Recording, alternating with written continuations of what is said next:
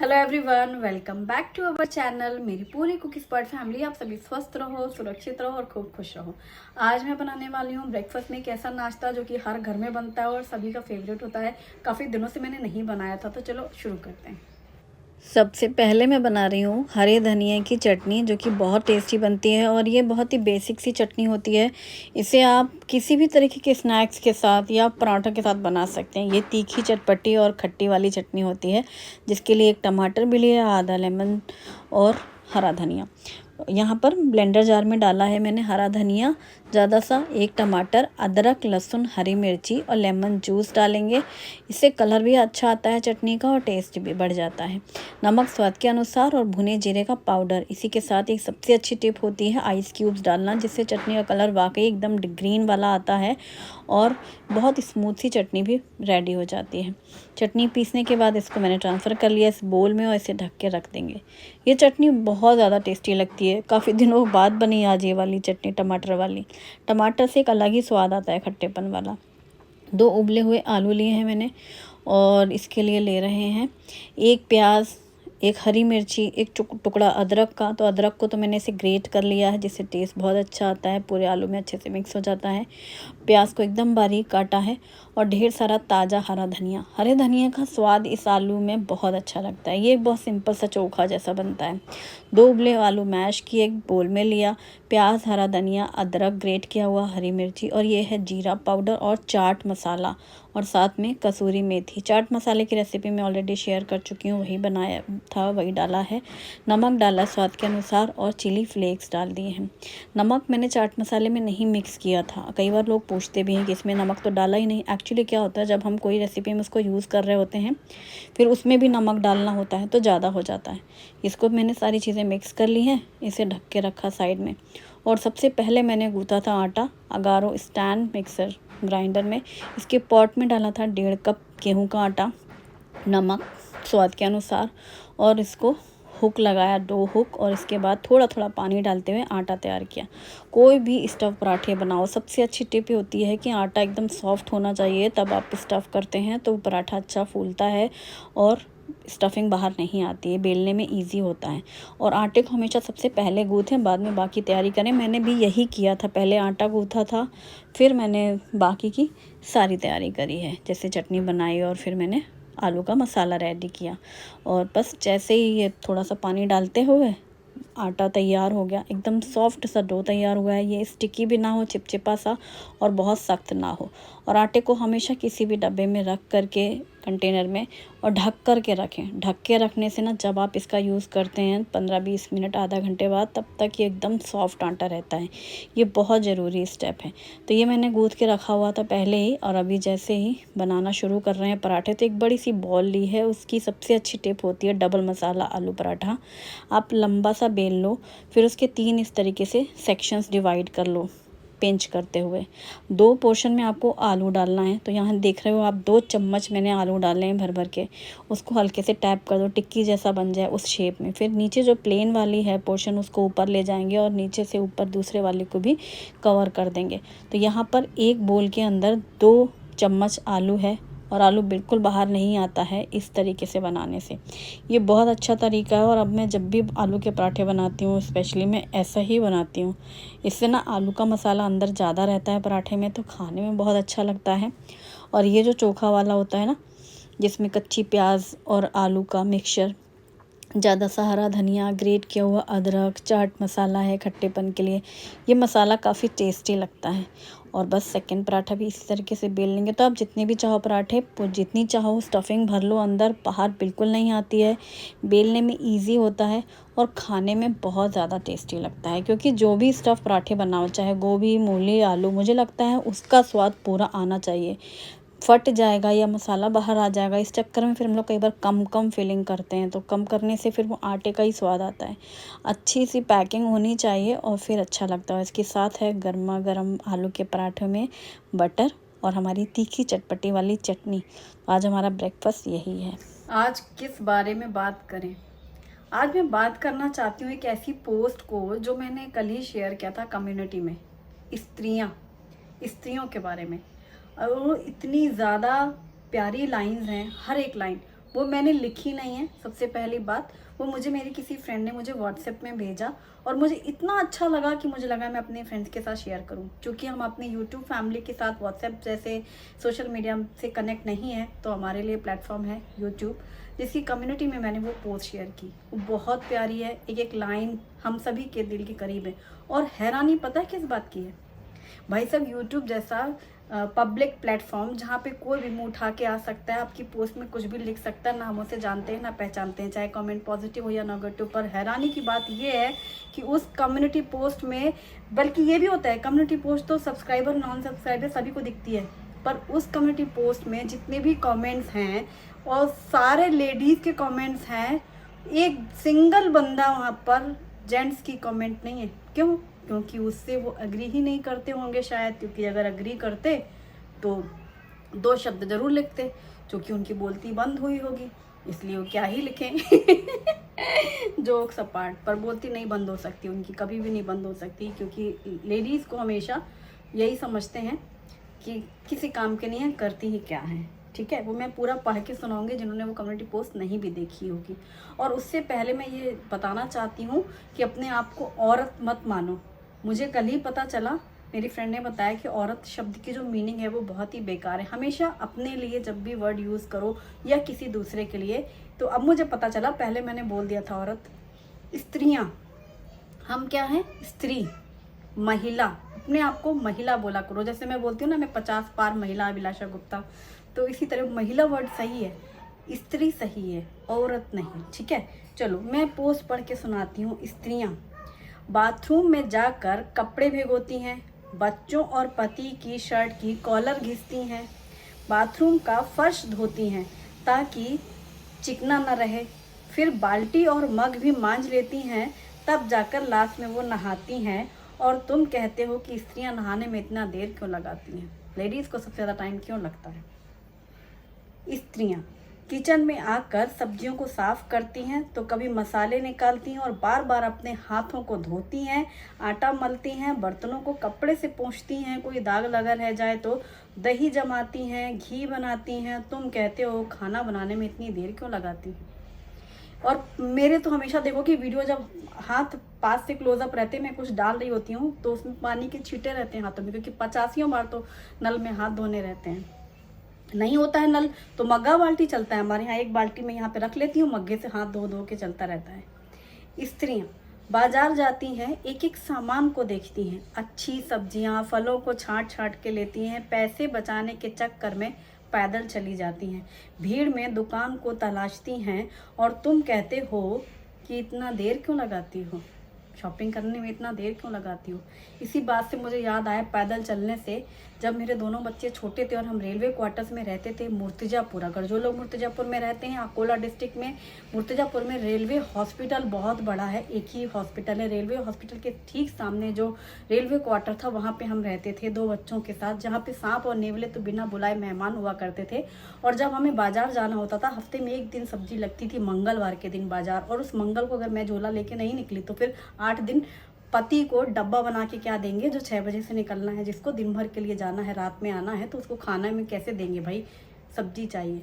अच्छा, 2 बच्चे, एक गोद में और एक जमीन में पैदल चल रहा, और मैं रेलवे, ये तो पैदल चलना तो फिर भी उतना रिस्की नहीं है। हम लोग तो, मैं और एक अंजलि जैन, दोनों लोग मतलब रेलवे ट्रैक को क्रॉस करके जाते थे। कितना बड़ा, उसके भी 2 बच्चे थे और मेरे भी 2 बच्चे थे, और झोला और एक बच्चा गो देखिए। और हम लोग डांट भी खाते थे कि क्यों क्रॉसिंग से गई, क्योंकि घर से दूर दूर तक कोई ऑटो वगैरह मिलता नहीं था, और जो ऑटो मिलेगा इक्के दुक्के तो मुंह मांगे पैसे मांगते थे, जो 10 रुपये बचाने होते थे। और वो ट्रैक के जब देख लेते चारों तरफ, इतने एक्सपर्ट हो गए थे, खैर ये ट्रेन नहीं आ रही है, जा रही है, वो सब कुछ, फिर ऐसे क्रॉस कर जाते थे तो बाजार आ जाती थी। अगर हम नॉर्मली ऐसे रास्ते से चल रहे होते थे, तब स्कूटी थी नहीं, और तब भी वो पैदल बहुत दूर दूर तक चलना पड़ता, तब जाके ऑटो। जैसे रेलवे क्वार्टर, जो छोटे गांव होते हैं, वहाँ पे रेलवे क्वार्टर में थोड़ा ना कि रेलवे क्वार्टर से निकलो और तुम्हें ऑटो मिल जाए। सिटी के रोड तक आने के लिए भी आपको बहुत लंबा चलना पड़ता था, वो उसमें ही इतने बच्चे और 2 बच्चे, तो वो हम लोगों को पास लगता था। हम लोग ऐसे रेलवे लाइन क्रॉस करके फिर तुरंत बाजार आ गया, यानी शहर आ जाता था मुर्तजापुर का, यानी स्टेशन के इस पार गांव होता है, गांव में यही होता है ना, स्टेशन के इस तरफ सब्जी बाजार होती है, वहाँ जाते थे। तो ये जो पैदल चलने वाली बात है, इस विषय से मैं बता रही हूँ। याद तो मैं कुछ करती नहीं, जो बीत गया सो बीत गया। तो पर अभी भी और लेडीज़ पैसे बचाने के लिए कितना चलती हैं बेचारे कि 4 पैसे बच जाएंगे, चलो बाजार पैदल निकल लें। फिर है स्त्रियां, बच्चों और पति के जाने के बाद चादर की सलवटें सुधारती हैं। यानी सुबह ये लोग निकल गए, फिर होती है बेडशीट ठीक करो, सोफे के कुशन ठीक करो। बच्चों और पति के जाने के बाद चादर की सलवटें सुधारती हैं, सोफे के कुशन को ठीक करती हैं, सब्जियां फ्रिज में रखती हैं जो आ जाती हैं सुबह से, कपड़े प्रेस करती हैं, वो मैं नहीं करती हूँ राशन जमाती हैं, हाँ ये मैं करती हूँ, पौधे में पानी डालती हैं, कमरे साफ करती हैं, बर्तन सामान जमाती हैं। और तुम कहते हो कि दिन भर करती क्या हो। यानी पति के जाने के बाद की अगर हम लोग काम की लिस्ट बताएं, हाँ प्रेस छोड़ दो मेरे लिए, बाकी तो सारे काम रहते हैं, इसमें कपड़े भी शामिल होने चाहिए। बर्तन तो उन्होंने कहा ही है कि समेटती हैं, संभालती हैं, ग्रोसरी लगाती हैं।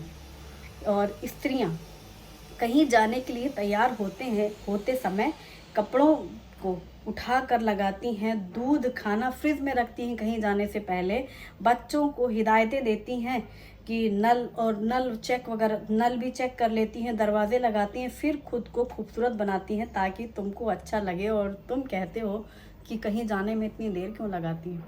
घर से बाहर निकलने में सबसे लास्ट में हम लोग निकलते हैं, क्यों? लाइट चेक कर लो, कहाँ के फ़ैन नहीं ऑन है, कहीं की लाइट तो नहीं ऑन है, नल तो नहीं कहीं का टैप ऑन रह गया हो, बच्चों ने गलती से कर दिया हो।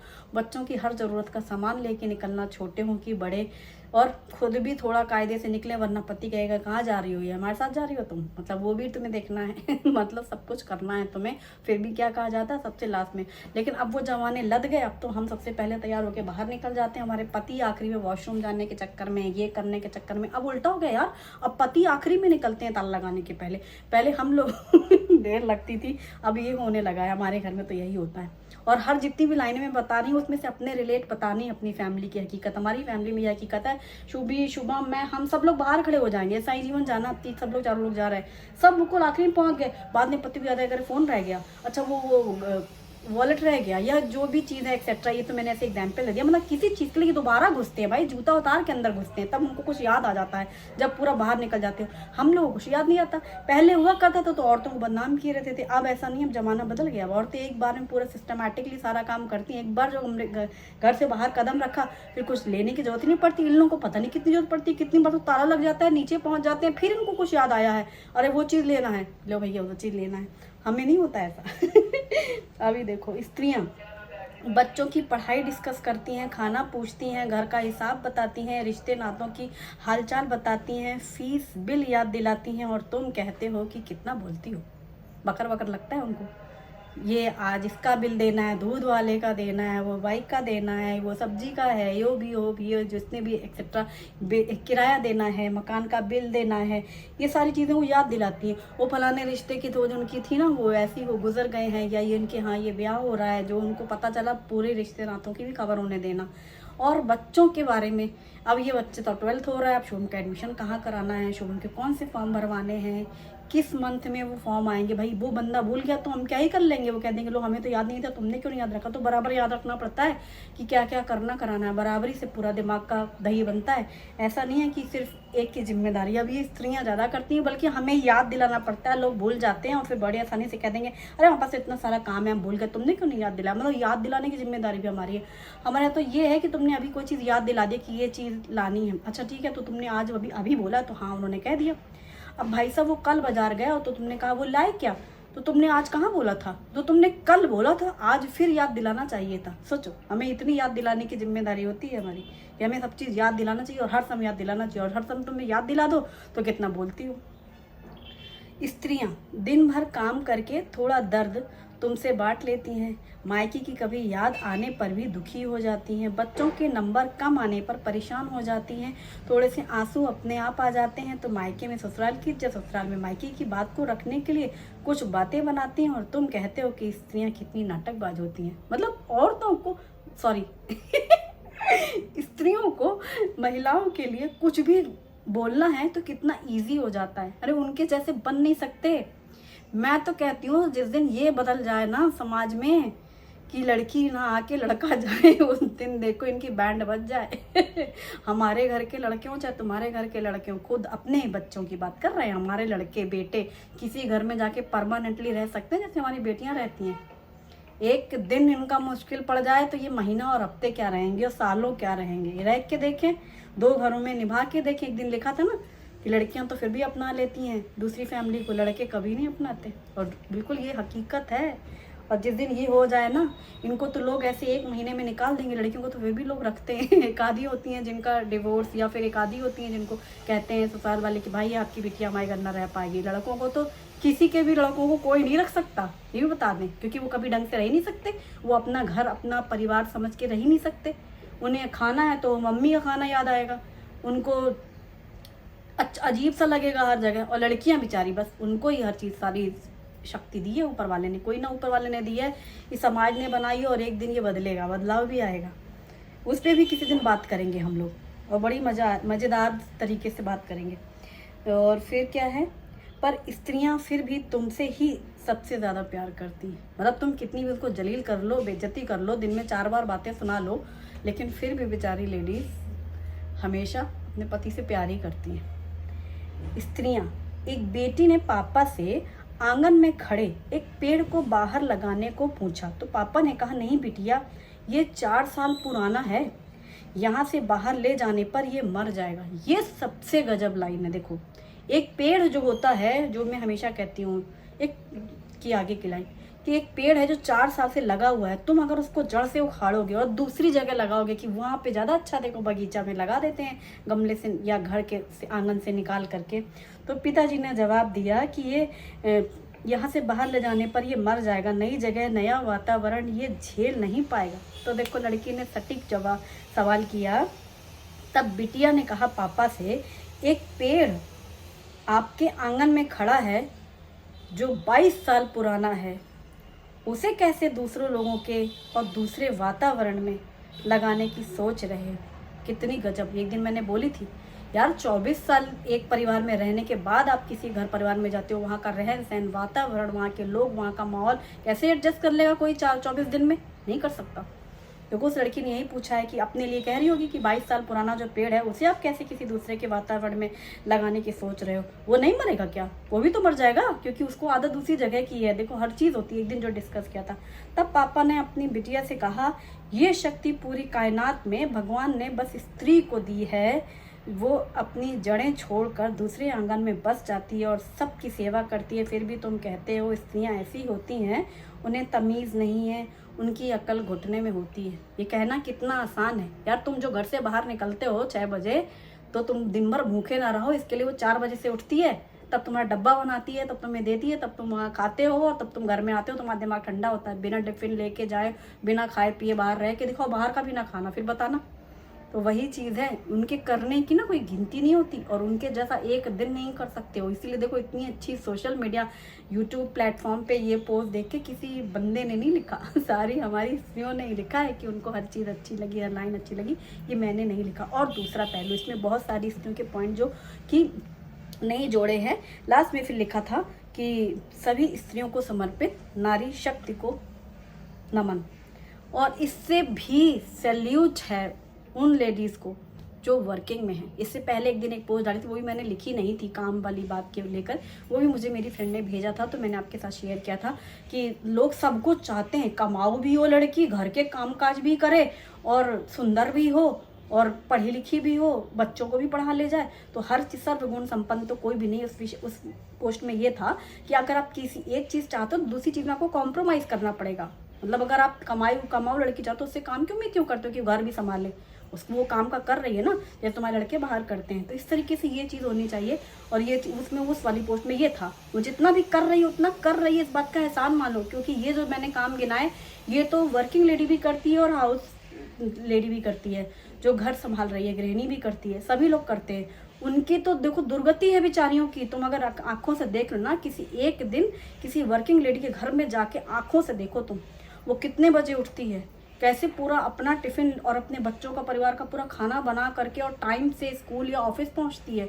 वहाँ पूरा, चाहे अच्छा दिन बीता हो चाहे बुरा दिन बीता हो, वापस घर में आके बच्चों को उसी तरह प्यार, उसी तरह घर में अच्छा, रात के खाने में क्या होगा, शाम को किसी को क्या चाहिए, बच्चों की क्या ज़रूरत है, पति क्यों मुँह फुलाए है, घर में क्या हुआ है, ये फैमिली इश्यूज़ भी देखने हैं।